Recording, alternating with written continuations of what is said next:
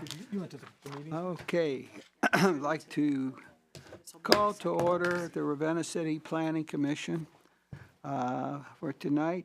Would you do a roll call, please, for us? Mr. Barber, Here. Mr. Content, Mr. Hairston, Ms. Lodato.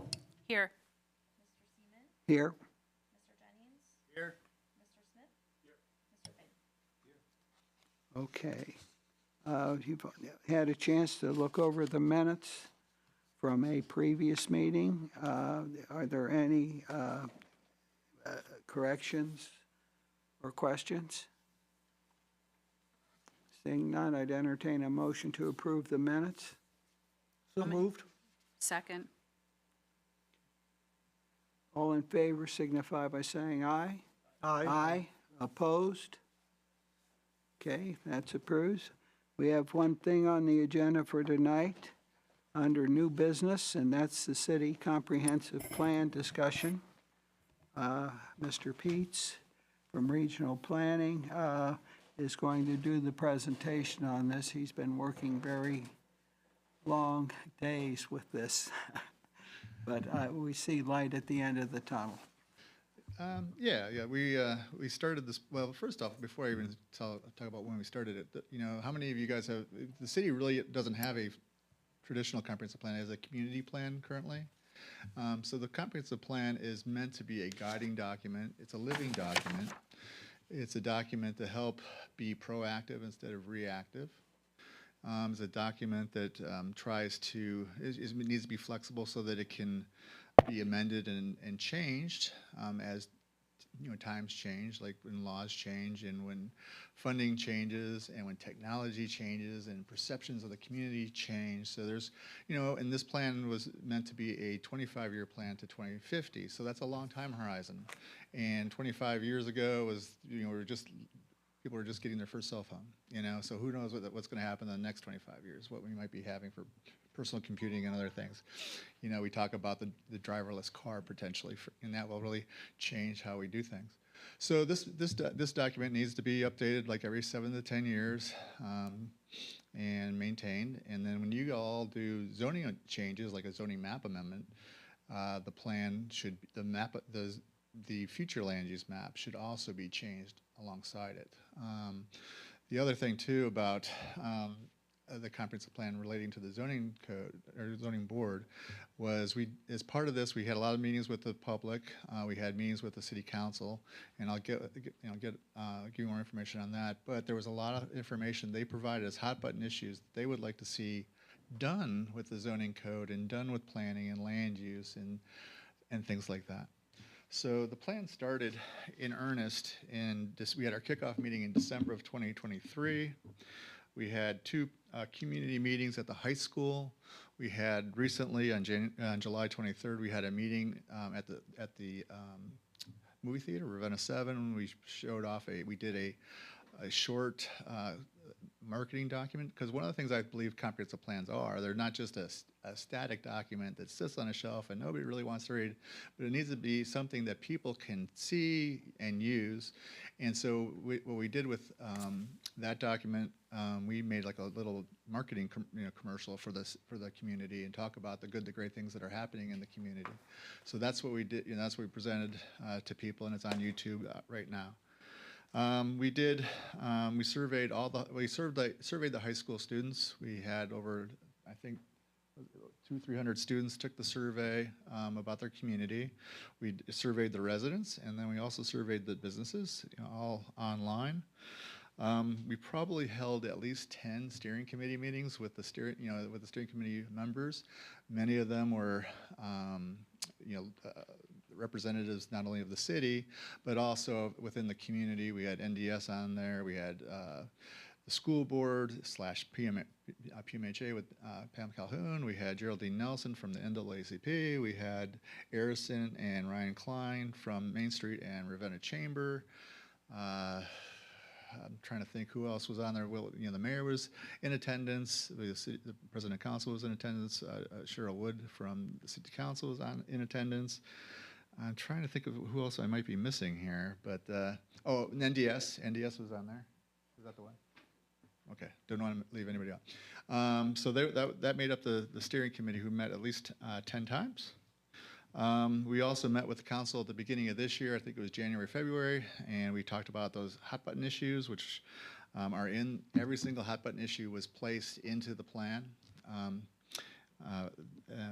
And what those hot button issues from council were, they're mostly zoning and land use related.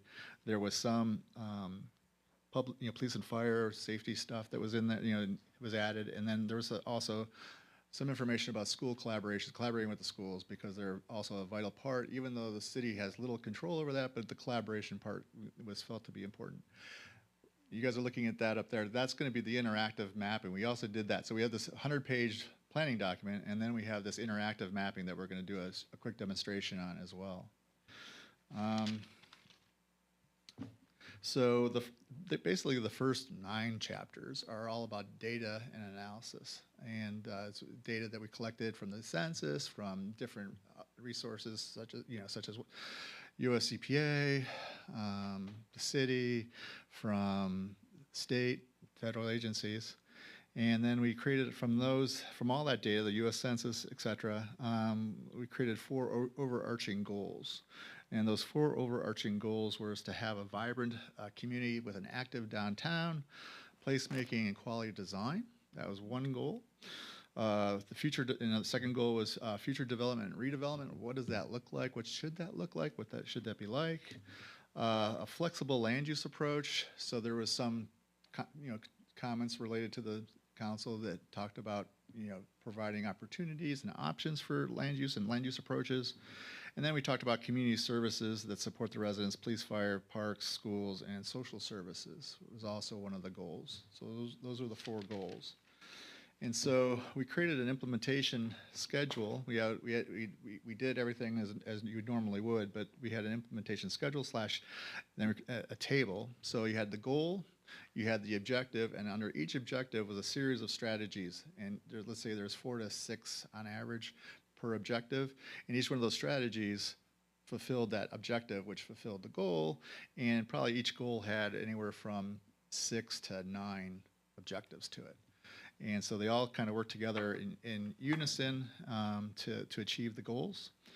Then on the table, we also included who's the lead partner, who's going to actually do this work. And in many cases, it wasn't even the city employees who were going to be doing the work. It was other agencies around the county and the state. And I think we mentioned regional planning a few times to be that person. Or who's the secondary partner? So there's people who have the lead, but there's other people that also assist with that work. And so we identified secondary partners. And then it's like, well, when do we want to do that? So generally I would leave that up to council to decide, or maybe this board to decide when you want to do things and recommend those things to council. But in this case, we kind of had the short term, there's ongoing, which you always are going to do. Then you have your short term, which is the 0 to 5 years, the medium range, 5 to 10 years, and the longer term things that probably could take more than 10 years to accomplish. One of the things too with the comp plan is you have all these wonderful ideas, and you can't eat the elephant in one bite. You have to eat the elephant over that 25 years, and while you're eating that elephant, you're preparing yourself through your plan, through your guiding document of different projects that may come through. So it recommends to utilize grant funding, or when grant funding comes along, you can say, oh, that would be perfect for this project that we're trying to fund, whatever that project may be. And then lastly, comp plans used to just say, here's your goals and your objectives and all that stuff, but they would never tell you what success looked like. So we came up with a concept or conceptual of what success looked like, so you're making progress or you're achieving your target. So we added that to the plan. And then lastly is the summary of the comp plan, which is also a story map, which is interactive. Somewhat interactive. I mentioned to a couple of people who were up here already that, you can go on the zoning map that's in there. You can click on a zoning district. It will light up. It'll tell you how big that district is, but it'll also tell you what you're permitted to do, what your, setbacks and, yard size, size of your lot, blah, blah, blah, in there. And so that will make it so user-friendly for the public to now go in there. And people, when we were at the committee meeting, I think it was raised like, well, who's going to maintain this thing? It's really easy. It's already in the document. So when you guys adjust setbacks or anything like that, you just go in there, change the numbers out, and reinsert it, and it's there. It's no big deal. to fix up, to change those, that information if it does change. So with that, before we go into the interactive, or do you guys just want to go into the interactive, presentation? I'm here. What did you have for us? Well, I was going to ask you if you had questions before we go into the interactive thing. Would you rather do the interactive first and then ask questions, or you want to ask questions now? Interactive next, okay. We'll ask as we go along. Okay, so Al is basically our planner / GIS person who put together this next portion. So I'm going to let him do that presentation for you and show you how it works, and then we can go into the questions. Hello. So this is from ArcGIS. This is Story Maps. This is just the one we made for the comprehensive plan. If scrolling down, we can go into the introduction. Here will be a link to the document that we have uploaded on PCRPC website, Portage County Regional Planning Commission. Here, this is an older version of the document, as you can see down saying March 2025. But we will update it as soon as I get back to the office and can upload the newer version. But if you wanted to get it, this is a PDF. It's printable. But through the story map is a concise summary of what is in the document. So going through it, you will have visuals, pictures of the city as well as maps. Yeah. And up here, you can click at the banner here and it'll just skip to the next chapter. If you wanted to go to land use and zoning, you can go to land use and zoning here. Clicking on the map, it'll pull up tables and pop-ups explaining what the attribute you clicked on is. So this would be the school.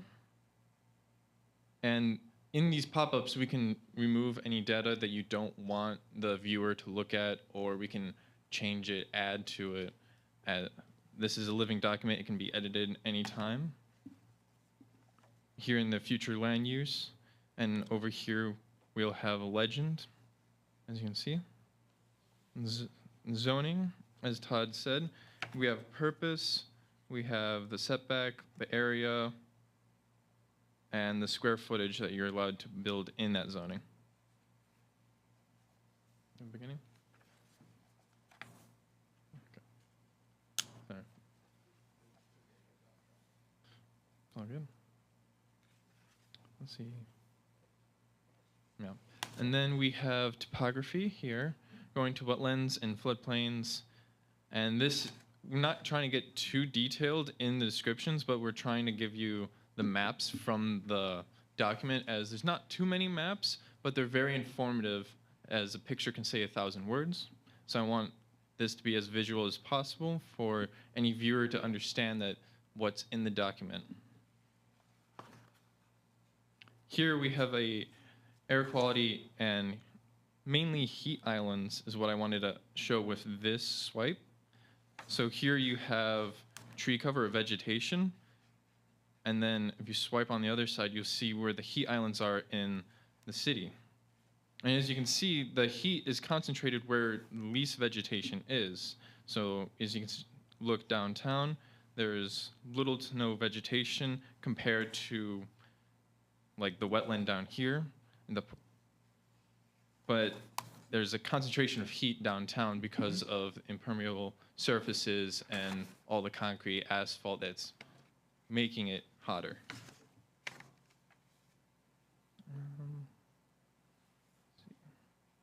We can go down here to public-owned properties, and they're not stuck to this zoom. You can zoom in, and you can move around.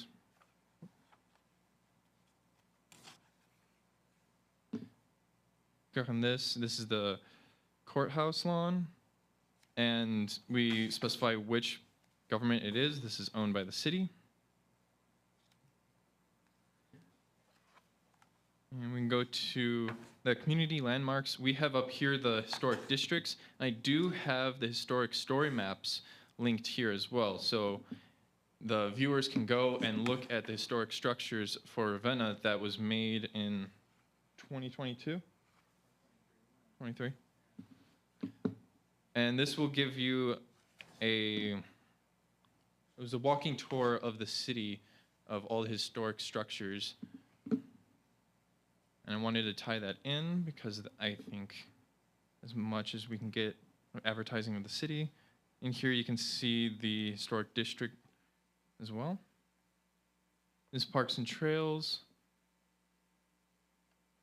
Then we have transportation with the function class, as well as congestion and traffic. We go into demographics and economy here, and right now it's just a lot of text, but I do want to go through it and see if I can make it more concise instead of just being all this reading here. Down the economy, we have commercial in the downtown, we have industrial, talk about the importance of the acreage, as well as the percentage of land in the city that's currently being used as commercial or industrial. Just a quick question for you, right? You said Yeah. you want to go through, and is this a draft of what you're considering the final product? Because you want to go through and make this more concise or rewrite some of that. I'm just trying to understand, you know, if this is the final thing we're supposed to look at and vote on, is this a draft that you're going to go back and clean up? This is our final draft, and I say that because I can go in and edit it anytime there are fixes or changes that you want us to do. But this is I would say, the final version. And We're always playing with it to make it even better. yeah. That's what I guess what I'm trying to say, and you can add anything you want. No, I understand that because I was really happy that you talked about a 1-year review every year, right? And in 5 to 7 years, you really want to do a deep dive and do a deep review on that. My question, though, is this. If you want me to vote on something about this, approve it, I'm assuming that's what we're going to be asked to do, you know, is this what I'm going to be approving, or are you going to take this back and make changes so what I approved really isn't what I approved? Right, so so we do have some changes that came to us at our last meeting and from the steering committee, which happened just last week, last Okay. Thursday. And so we're going to meet on September 11th to approve it at the steering committee. So we kind of want to do we weren't sure if this was an approval meeting or just an informational workshop kind of meeting. I'll ask Mr. Mayor, is this approval or just informational workshop? I consider it a workshop. Okay, my mistake. And so we talked with the council, who said that if we were to take it for your approval, it'd be at the end of September, and then we would be. Terminology is say recommendation would be a more appropriate. City council would make approval. Whether or not this body wants to recommend it, the council is up to you. That doesn't require a vote. But- Certainly an endorsement by this commission would It's my opinion that Planning Commission should approve this document if they're going to utilize this document for planning purposes. They should have a say in it, and they should, agree that its strength, or if it needs to be stronger.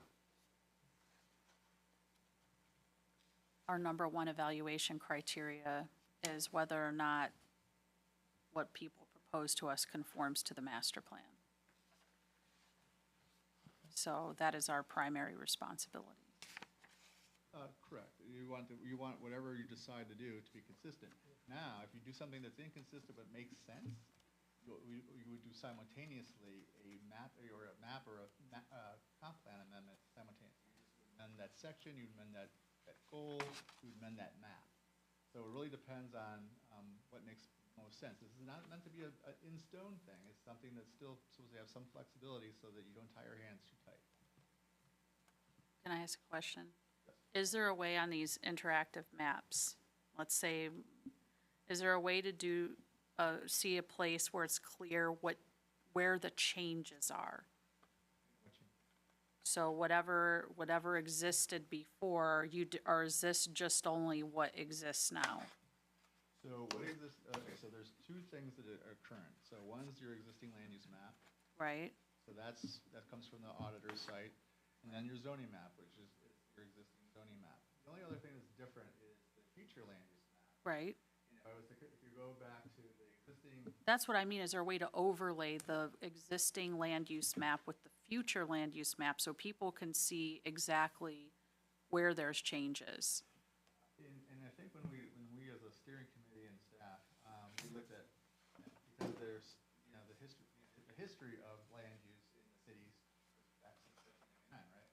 So things were built in areas that may not be appropriate now, but they've been there for 100 years or more. So what we did instead of using the existing land use map, we used the existing zoning map and built off of that. And it was only like one or two minor changes I think we had between the existing zoning map and the future land use map. And we can show you those changes, those differences. And I think they had to do with what we were calling the hospital and or what we were calling the cemetery. I think cemetery was called something that wasn't, zoned something that was unusual. And I think we changed that to like it was commercial or something. Nothing commercial is gonna happen. So I think we changed that to like some sort of institutional on the future land use map. So that's the kind of change we made. I guess to build off her question, this is supposed to be a forward-looking projection of where we want to get to. But it seems like what we're looking at is what we're currently doing. Mostly, yes. So it's kind of hard to tell, are we just going to keep doing what we're doing, or are we Oh, God, I hope not. steering in a different direction on some? Well, if you want, the existing land use is the existing land use, right? So if somebody comes in and say, hey, I want to do this, well, you're in already a zoned residential area and you're not going to want to do manufacturing, well, that's just status, right? Right. And so we decided not to go too crazy with the future land use method, make it a whole lot different, because then our recommendations would include rezoning those parcels to match the future land use map. Typically, people are upset when they're told they're getting rezoned when they didn't need to be rezoned. A lot of times when you do changes like that, you can amend an area and then, sometimes people will show a future land use map, let's say of residential, but it's mostly agriculture, just a bad example here, but, what happens then is you have the applicants come and they say, I want to be rezoned, oh, it matches our future land use map, so that makes sense, so, that would be an ideal to do it, rather than the city going out, okay, we're gonna stir the whole pot of the whole city, and we're gonna say, okay, you're now, instead, you're R3, you're R2, you're R3, you're R4 now, you're commercial, now you're industrial, we didn't want to create that kind of drama for property owners and residents. So how much disparity is there between the future land use map and the master plan? So it's just from where I'm sitting, where's the changes? Because are we just talking land use, or like has there been conversation about what's allowed or disallowed in certain areas? Has any of that changed? Not really. Basically, your zoning is still going to be your dominant tool to implement the future land use plan, and it's also your tool to remove or rid yourself of non-conforming uses in your community. And that's how that works. The comprehensive plan is not going to. Comprehensive plan can be a tool of like I think what you want to do is make a lot of changes. But I don't think that's the best way to go about making changes in your community, to make sweeping changes and then people get riled up. From where I'm sitting, I would like to get away from just, I get what you're saying about getting away from the non-conforming uses, but if we don't make those sweeping changes in a future land use map, then we're back, basically back to what we've been doing, which is making decisions about non-conforming uses without having the zoning or the guidance of a plan to back us up. Well, if you look at the plan, and some of the objectives in the plan, the council was very specific in kind of things they would like to see done. Land use studies, corridor studies, traffic studies, bike plan studies. Now, they're not all gonna happen at the same time. They're gonna happen as the city prioritizes them and feels this is a need to do that. But there are a lot of different things that they want to do with the deeper dive as part of the plan, but not do the deeper dive right now, because that wasn't our assignment to do a deep dive here, but to do the deep dive in the future. So let me ask this question, Todd. From a permitted use in our zoning code, we have permitted uses, we have conditionally permitted uses, and then non-conforming uses. How would this map tie into changes to our zoning use changes? If some council members have discussed rewriting the zoning code.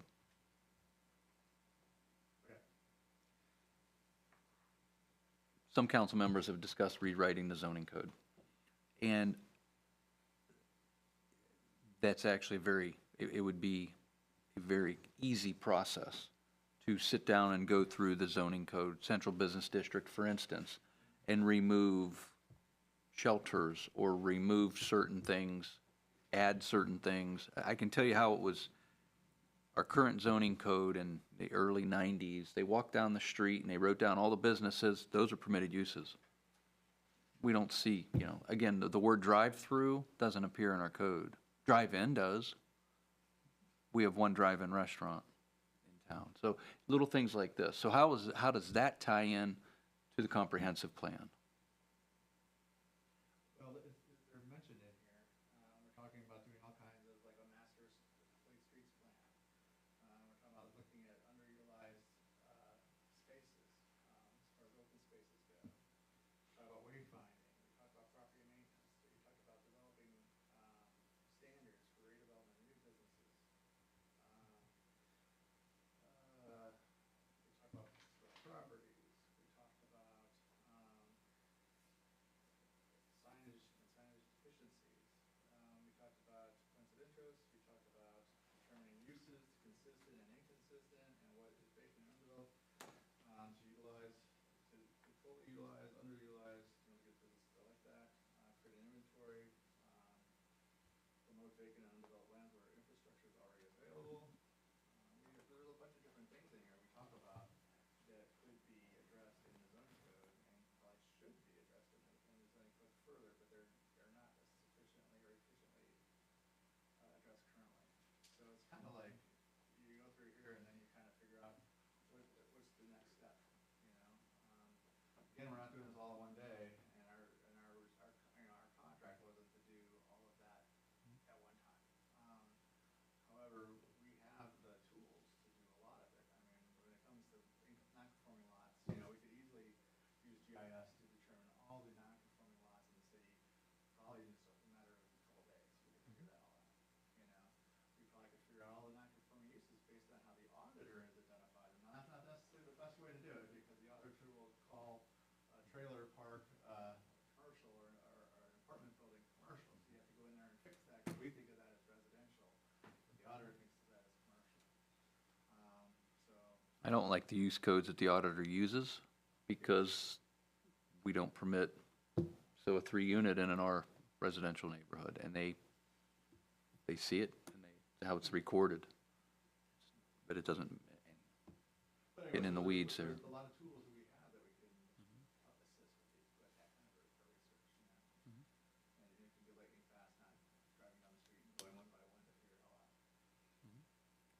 Is there a legal liability if we adopt a master plan and it doesn't match the zoning? And we make a decision? Because we don't want to do spot zoning. Right. If you adopt a comprehensive plan that has a different future land use than your zoning, then you have to say,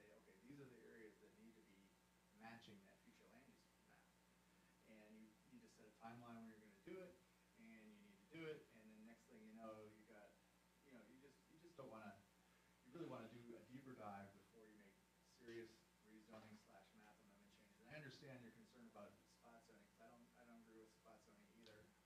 Unfortunately, I think the city has a lot of areas where uses were created before zoning existed. Well, you could tell that by the map. It looked like you threw Skittles at the screen. Well, the Skittles were the, See not that one, but the one where it had all the different oh, things that's at the future- beginning. That's the existing land use. Go to Yeah, that one. there you go. That's the existing, yeah, you're right, there's a lot of Skittles in there. There's undeveloped parcels in there, there's public, there's public land in there, coded that way, there's, industrial and vacant, more vacant land, there's lots of commercial all scattered throughout. So, yeah, I can see where your Skittles comment comes from, and it's kind of frustrating, but that's the historic development pattern we've had here. I'd like to change, that's what I was, my hope was invested in this plan being a way to sort of change the direction of that compass. I would, for that change, I would actually recommend you identify corridors or sections of the community that you really feel is a problem as a group, and determine, and then do a deep dive on those corridors or that section of the community to decide how that should change. This looks nice, and I think it's really informative, but I think it's more of a presentation of what is and less of a plan of what could be. Right. Sure. Maybe I could help answer it. So if you, do you have the plan? You've gotten? Oh, yeah. Okay. I made You're all correct kinds that of the first comments and 9 everything. chapters are pretty much describing what Ravenna is. Right. Starting with chapter 10, that's where we talk about implementation, the 4 goals, the objectives and the strategies. It seems like this discussion is focusing most on goal number 3, but there are 3 other goals. And they're not all about land use. This is a comprehensive plan, and it's not a zoning plan specifically. It's certainly heavily weighted in that way. But the kind of changes you're talking about, I think need a zoning review, which is one of the goals in this plan. So this plan's not going to start changing permitted uses and stuff like that. That's what follows the plan. This plan just sort of outlines where, in a general sense, we want to make changes so that that map conforms to something that looks a little bit more reasonable. But that's going to happen through both zoning and practice, whether or not we permit more conditional or, non-conditioned uses. That's what makes that map look a little crazy, because it's not as uniform as we'd like it. But, so I would focus on the chapter 10 and everything after it to see where to answer some of those questions about what this plan is all about. But I think a zoning review is certainly something that the city should do based upon what's in here. That help sort of understand what we're trying to accomplish? It does, but I'm just saying that it's going to make that process inherently more difficult if you don't have a map to work off of first that proposes those changes. Well, yeah, I don't disagree with that. And maybe what we need to do is incorporate a future land use plan as a result of some of the zoning changes that follow a zoning review. And I'm one of the members of council who think we should do that, because it's been overdue. But that follows, that's the sequence. I Yeah. think so. So the map's not going to change because of this plan directly. It's going to change as we evolve through a new review of our zoning code. And then we can see where those things should be. And we can change the red to yellow and the yellow to red and all that other stuff, and maybe fit them nicely where they belong instead of having them scattered.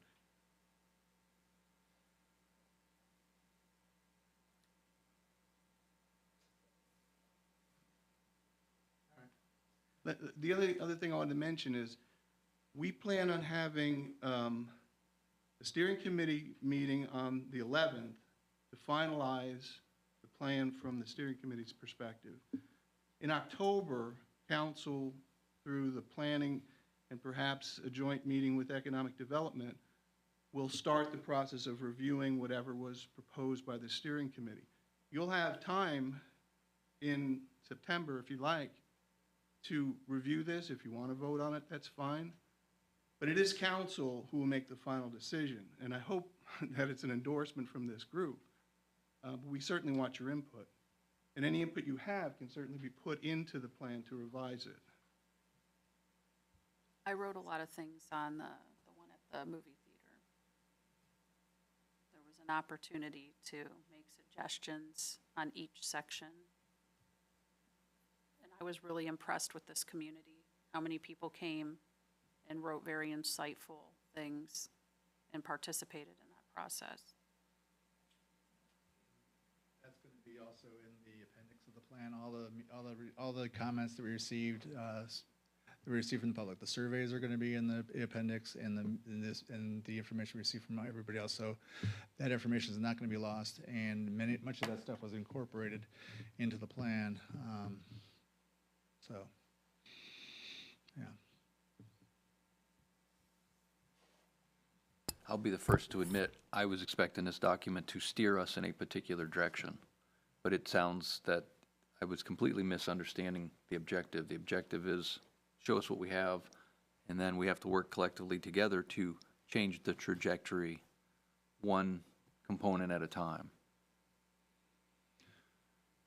Well, exactly. The plan, it wasn't like we were supposed to do a targeted, we never had that in our scope to do a targeted corridor studies or specific areas of the community that was to address a specific issue. It was kind of like, hey, tell us what we have, and then tell us what we need to do to move forward with information that we could utilize to do these things, The plan would have been a lot more expensive, and it would have been a lot longer to complete if we had, additional things in our scope like that.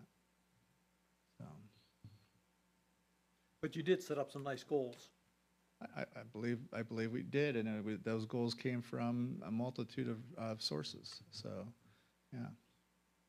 So when we have this discussion, and I hate to keep coming back to this, and I've probably annoyed everyone by now, but when we go to have this discussion, let's say we break it down by corridor. My natural instinct would be to go to the master plan and say, well, what's the vision? Where do we want this to be?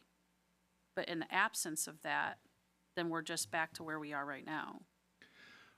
Well, the plan does say we should evaluate different key aspects of the community. So you could utilize that to justify doing a study of certain specific areas that you choose. And it doesn't have to be just one. It could be all of them, depending, it just has to be done in an orderly process. The vision is not really this wasn't really to say this is going to be, it wasn't saying that we're going to rezone all these people. It was to say we need to evaluate these areas to determine what's the best alternative for them. It says things like that in there. So I think the evaluation still has not happened yet, and it'd be wrong to suggest this is how they should be changed until you've done the evaluation. So we basically recommended a series of land use studies and other evaluations of the community to make those determinations. Carmen, you mentioned a master plan. What are you referring to versus a comprehensive plan? It's a comprehensive master plan. Okay. So you're referring to it interchangeable. Okay. Yes. Years ago, there was sort of a master plan put together by the core team. And I think that people have forgotten about that. That existed. And there were groups to be broke into to look at the downtown or look at zoning, look at housing. And going back 10 years, I think it was just kind of done away with. Folks gave up on it. I just want to make this process the least subjective as possible. I agree. Yeah, that one was done by the consultants out of New York who came in and did that at the city's behest. Out of that, the core team was a product out of that document, yeah. And they also, the core group puts things into action and spent money especially at the downtown, it was the first thing they tackled, and everybody that was on the core group stuck a hat out, and they donated money to get that going. And we had a really good evening that night. That was Midnight Madness. And the downtown, that's when we started adding other things to it besides walking from store to store with that. There were two objectives that were done. There were two objectives that were not done. The ones that were not done was rentals, and the other was neighborhoods with that. So they were on track to do something. Why it stopped, I'm not sure with that. But the first two were done. The hiring of an economic development director. That was enabled by the core team, because originally, I can recall that they wanted to see some interaction with the township in terms of economic development, because your thing in the beginning of this is it's just what was said. It does a pretty good job of saying what we are at this point in time. And we're inside of a circle that we can't manipulate out of. In reality, I would hope that someday somebody has the nerve to say that the township and the city should be the same I'll say that.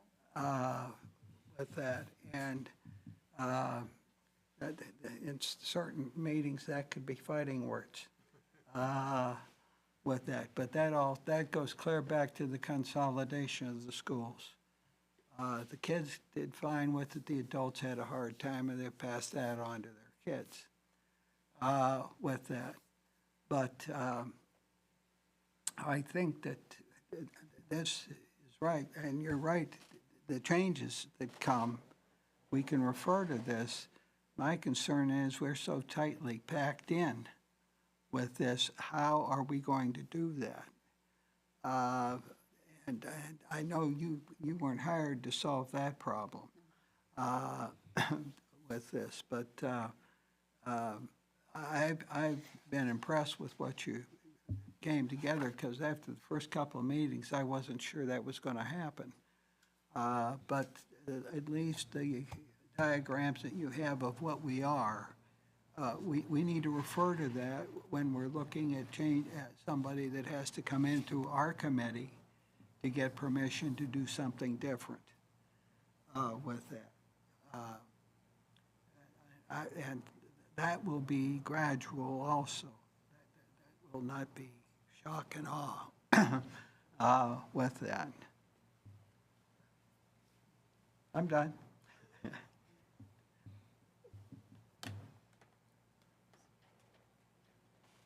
So the interactive map that you're showing us will eventually be on our website Yes. for Yes. interaction? Yeah, yep. And like I said, it's on there now, and if you ever had changes or wanted new things on there, just, as members of regional planning, you guys can add that. It doesn't change. It's not like we're starting over. That's the nice thing about the story maps. You're not starting over. So from Planning Commission, if you have the digital version, you've all been sent. We didn't print them because it's a lot of printing. If you want something included, or you want to make some changes or something, obviously either submit them to Tiffany and I or the mayor or regional planning directly. That's fine. So you have some time to do that. One thing that I looked at closely was the relationship between schools and the elected officials with that. And right now, we're embroiled in one of those concerns. And the long-term plan for the school, I can't tell you what that is. I know they have one. Some of it's state-driven but they're looking at, their enrollment's down, they're looking at consolidating, and they're also looking at age. But there are gonna be other buildings for sale, and right now, the one that's there, I haven't talked to anybody that knows for sure what they're gonna do with the building. But I think the school did vote to, they believe it's consistent with what's already there. But when I pursue it farther than that, they tell me, well, you were there and you knew it was okay. I said, that does not sound right to me. No, I went to the bid opening for West Park, and it was an interesting bid procedure. Their lawyer was there in attendance, so I'm expecting that it was legit, legal. But they received a really good bid, but part of their bid opening was not disclosing the potential use or the proposed use. So the company the high bidder didn't have to disclose that. I was there from the city standpoint because that's all I care about. I don't care how much money the school sells it for. I want to know what the proposed use is for the neighborhood. Planning Commission will eventually hear their use unless it's a school. Planning Commission will, and it's not going to be a school, then Planning Commission will have to hear and approve the use. So that's my vested interest. I want to know what we're in for. And as the mayor said, there's a couple more schools that are, next year will be disposed of. So I would like to we'll know deal what the with that. city envisions in those spaces. Correct. Sure. Well, the one is residential, Yeah. the current Yeah. one. It's, Right. And then West Main is C1, commercial 1. Tappan is also residential. I'm pretty sure that's residential. yeah. And the IC Church School is Central Business District.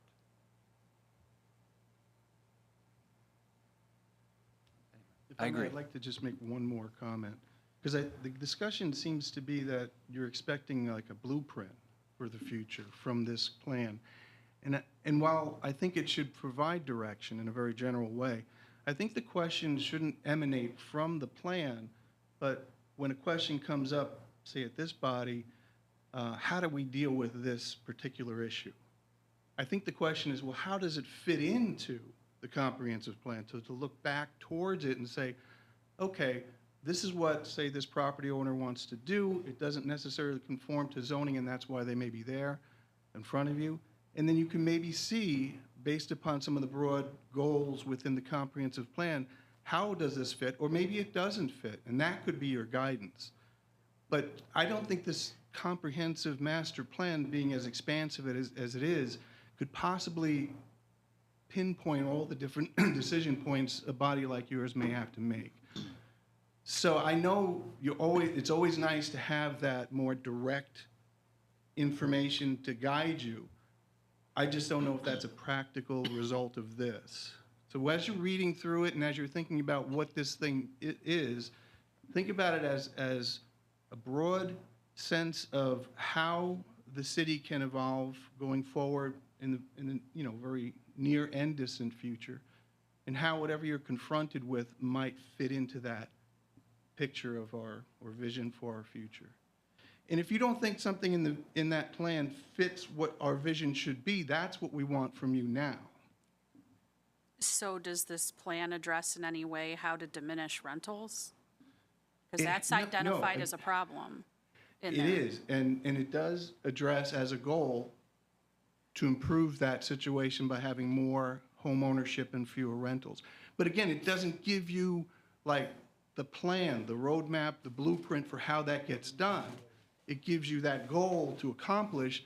Now we have to figure out what the tools are, what the decisions are, what the city can do to incentivize ownership over and de-incentivize rentals.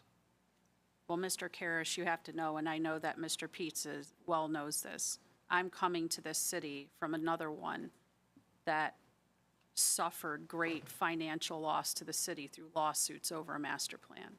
So that is why I'm carefully asking these questions Yeah. about how I'm trying to avoid those pitfalls that I've seen play out in other places. Well, and your experience would be, invaluable when it comes to how we finalize this plan. And if there's anything you see in it problematic from a legal point of view from what you've experienced at Streetsboro, let us know. Well, it's not problematic because it's not doing anything. It's saying that we should call the hospital something else and the school land something else. So there's no problem inherent with it. The problem's going to come in when people come to ask us for something and we don't, and we have a criteria that says, does it conform? And we don't really have a page that I can say, look at and say, well, no, this was not the vision. This was not part of it. It's getting back to that subjectivity, which I feel like I speak for everyone that we're hoping to get away from. Because it seems like we do everything on this case-by-case basis. That's kind of what you guys do, right? Yeah, but People with come no to you on a but with no case-by-case basis. guidance. I have no legal reason. Well, Do you see what I'm saying? I have no legal reason, nothing guiding or backing up I'm trying, that's what I mean, get away from the subjectivity. Okay, let me talk about Streetsboro. Streetsboro got sued because it was, their plan said they could do something. The zoning board and the council said, no, we don't want that, but the plan said you could do it. This plan is not giving you that freedom to do that. So this plan is actually saying, we're going to stay with our zoning until we reevaluate what we really want to do there. So I think this is different than Streetsboro. So who is the vehicle deciding what we really want to do? Maybe that's the core question here. The core question is, we laid out a whole bunch of tools for you guys to choose from. So then you need to decide which tools you want to take advantage of first, whether it's a new zoning rewrite, or if it's a corridor study, or if it's multiple corridor studies simultaneously. But you need to decide what you want to tackle first, and then update your plan, your comprehensive plan, future land use plan, if it's different than what it's currently. Again, the last thing you want to do is say, oh, our plan says this, we can't change it. That's not what this plan's about. It's a living document. It should be changed when it makes sense for the community. But when it makes sense for the community. So one thing I don't want to do is create a plan for you right now without this additional information that says, hey, this should be commercial, or this should all be residential, but there's not a lot of data backing up. The public would have to be more involved than we had them involved. We had them more or less say, what do you want to do better and different to make your city greater than it already is? We would have to actually have sit-downs with the property owners in those corridors and neighbors in those corridors to decide what made the most sense if you're going to do wholesale changes in those areas. So that's why I'm saying that you need to do the study very pinpointedly to make that happen. Even those schools, you may even want to have a community meeting to talk about, hey, community, the school is here, the developer's here, he wants to do X, Y, Z. Rather than have a meeting with a bunch of angry people here yelling at you guys saying we don't want this, is to have a workshop with the neighbors and the developer and say, hey, this is what's happening there.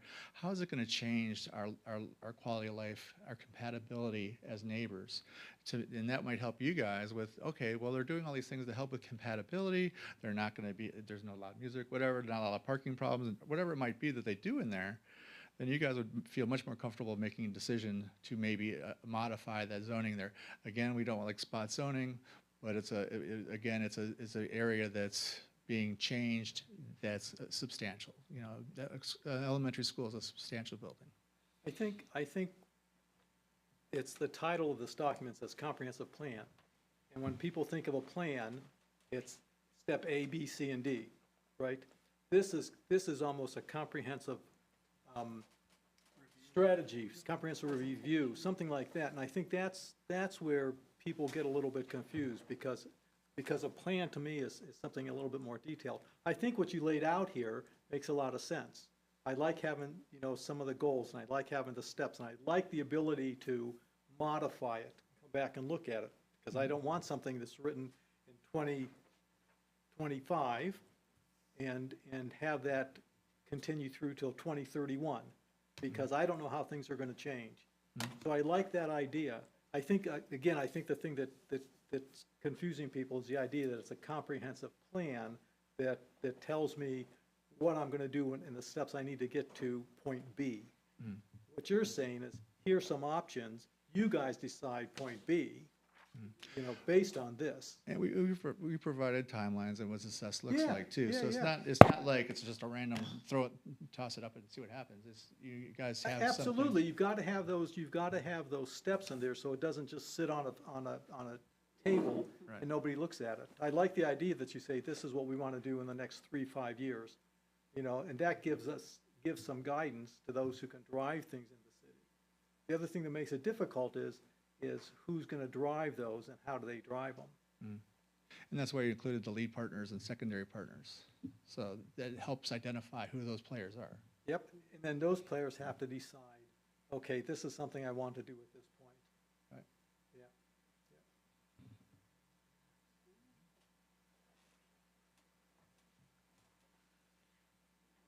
Okay, well, do you guys have any more questions? If you guys are going to make a recommendation tonight, we'll just have to do it after the September 11th meeting, so it'll probably be at your September meeting. And we can always, if you have changes you'd like to see, we could always say they recommend approval or whatever with XYZ changes, and then before council sees it. Rob, when is council looking at approving the plan? I believe committee meetings are October, the second Monday in October. That will be when they'll be introduced to the two Economic Development and Planning Committee meetings of council. So at the earliest, it'll appear on a November regular meeting. But this may be one of those things that we string out for 3 readings and make sure we have it well covered. I mean, there's no rush to do this. In fact, there's more reason not to rush through it. So you'll be able to make a recommendation, vote however you like, before council even gets to see it, if you prefer. If you want to bring it back after council begins deliberating, you'll have time to do that as well. I think that we need to give people more of an opportunity on the commission to look at what is there, because it's a lot to try and take is a in lot. at a meeting this size. And- So I would not recommend doing that tonight. I think we should entertain it at the next meeting, probably. And I will recommend to council that we have a public hearing so we can hear from the public as soon as council either approves it or has it in its pipeline to approve. So Okay. this is too big for just, a few couple committees to Well, I work. think we're on the same page. Yeah, I think so. I plan on being at the September 11th meeting. The September 11th meeting is for the steering committee. You're certainly welcome. It's a public meeting. My trivia team wants to know where I am. I think that's still going to be at noon? Okay. Anyone else have any comments? Anything else that you want to say? Okay, there is another group coming in here after us. But before we move to adjourn, I neglected to ask to excuse the two people, Mr. Content and Mr. Hairston. Can I have a motion to excuse those two people? So moved. I'll second. All in favor signify by saying aye. Aye. Opposed? Okay, they are excused. Now can we have a motion to adjourn? Yes, I'll make that motion. I'll second it. Okay.